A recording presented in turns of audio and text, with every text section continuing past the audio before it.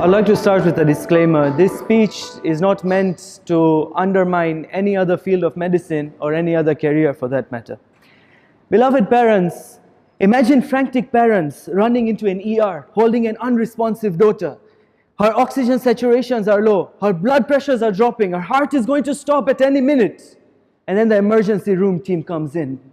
IV fluids are running through two cannulas, antibiotics within the first hour, oxygen saturations within 10 minutes, her vitals are stable. That, beloved parents, is the field of emergency medicine. Life and death occurrences like this happen every single day in the department. And even though this field is in its infancy in our country, like it happened to me when I was doing my master's, some uncle came to me and told me, "How ana pachi su to emergency medicine karva pachi orthopedics karis ke pediatrics karis?" Because those are the fields we recognize, right? It is in infancy in our country, but what are the prospects? What are the prospects for emergency medicine in our country? The beauty of it is that it's an expanding field. Yesterday, just yesterday as we speak, KCMC started an emergency residency program, the second one in Tanzania, just yesterday. Aga Khan Hospital has a department, Muimbili has one, Saifi has opened one now, Regency has a plan of opening one, Ibrahim Haji, I spoke to CMB, they told me they want to open an emergency department. The prospects are endless, departments are opening up, the field is being recognized in the country and globally.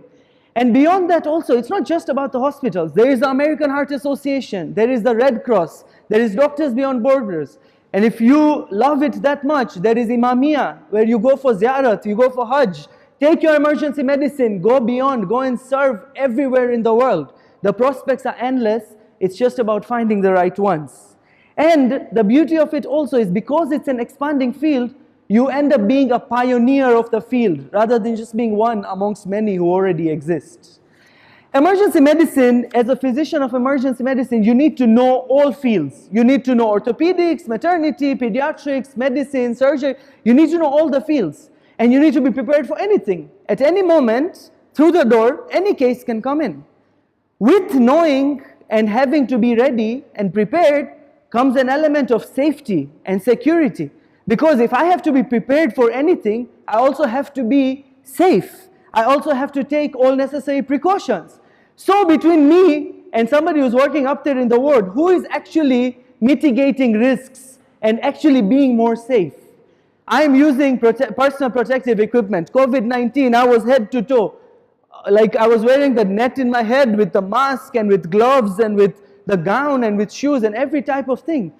Infectious disease prevention, according to a study in Hennepin County, Minnesota, showed that 26% more infectious prevention and control measures are taken in the ER and in the ICU compared to in the wards in a hospital. Let's not talk about only infections. Parents, you are scared, right? India ma to doctors maar khai che bada. Yeah, it is happening. But guess what? Tame kyai bhi maar khai shago. Koi pidel hoy to rasta ma bhi tamne mari shake che. Risks and hazards can happen at any place or in any job. The beauty is, in my department, I have something called a code gray.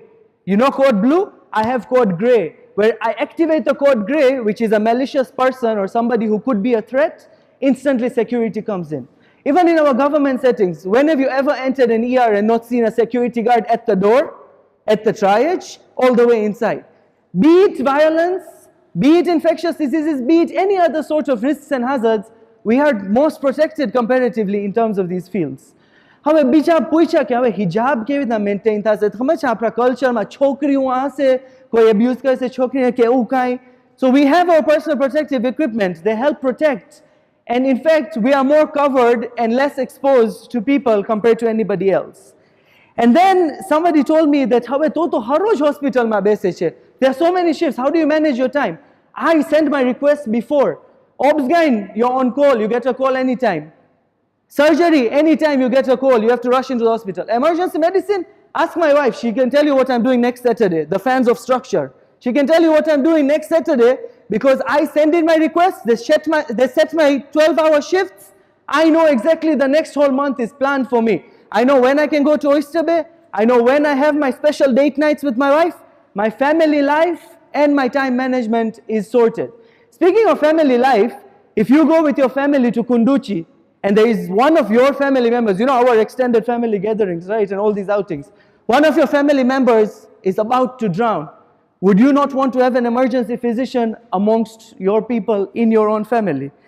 Ladies and gentlemen and dear parents, the Almighty says in the Holy Quran in Surah Ma'idah verse 32, whoever saves a life, it's as though he has saved the lives of all humanity.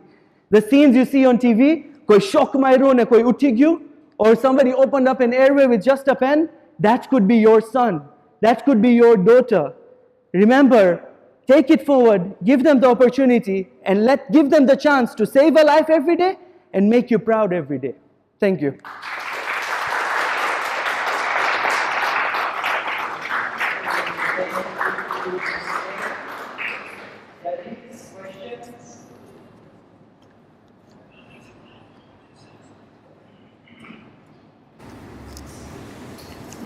Very well spoken, very convincingly too.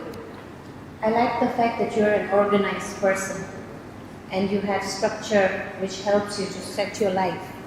But how would you guide other doctors and especially female doctors in this, with the field that you are in? Because for a man, realistically, it's much easier than for a woman.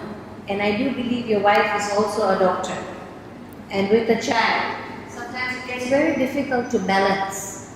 Definitely. And as we recently heard the talk about feminism and the involvement and everything about that, can you tell me how would you guide younger doctors, especially the female ones, how to go about it to have a good balance? So let me answer your question in 3 parts, but 3 very summarized parts. I know Farhan is looking at me. Number 1, let me give you an ironic statistic. I work in Aga Khan, right? I'm 1 out of 4 emergency specialists. The other 3 are females. Yeah? Being a female does not, Asma is going to smile, being a female does not in any way limit you when it comes to this field or when it comes to this career. We have maternity leaves just like any other career and field has. We have special considerations for women who are lactating, who are breastfeeding, special considerations. We have, in fact, some considerations where we pokea each other in shifts and things as well, where somebody who needs to go home for a certain family obligation, you always help each other out with that. I do not, from my personal opinion and from my personal experience, I do not feel in any possible way emergency medicine limits a woman just because she's a woman. In fact, the beauty of it is, just like I said, your shifts are already set for you.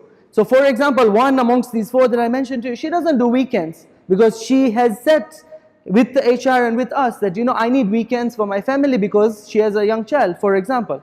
Similarly, such things are there, and the field is so flexible that you actually can do this. Now imagine if you're in maternity, or imagine if you're in surgery. You can't say acute appendicitis Saturday night, let's do it on Monday morning, So that's the second part to your response. So the first is the field does not limit in any possible way. The second was the ironic statistic that actually females do exist in this. And the third, again to all the feminists out there, is that I advise all young doctors that parenthood is teamwork. There is no element of the woman has to raise the child. So when she's at work, I'm going to take care of the kid. And when I'm at work, she's going to take care of the kid. Thank you so much. Any other judge with a question? Doesn't look like it. Hassan?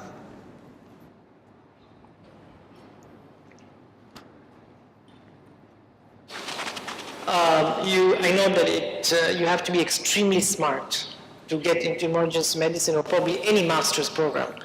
But tell us what are some of the soft skills you need to make an emergency physician? Sorry?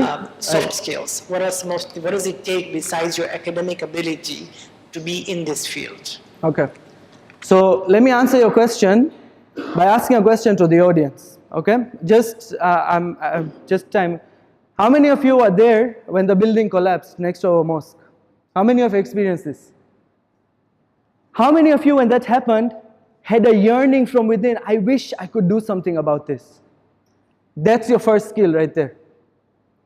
You need to have that to do emergency medicine, because it has to come from within. The yearning to serve humanity, excuse me, I get emotional on stage. The yearning to serve humanity is the first thing. But amongst those things, number one, the other thing on a more humorous side is, they say you have to be crazy to choose emergency medicine. You have to be an adrenaline fanatic to choose emergency medicine.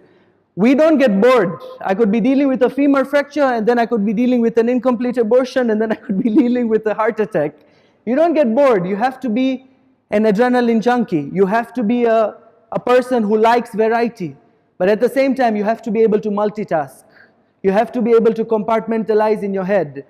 You may not necessarily be as structured as the right side of the table. You may choose to be unstructured, but in the same unstructured view of things, you need to be able to sort what is a priority and what is not. So prioritization, multitasking, humor that goes a really long way in the emergency department, and being a bit crazy. Those, I would say, are some of the soft skills off the top of my head.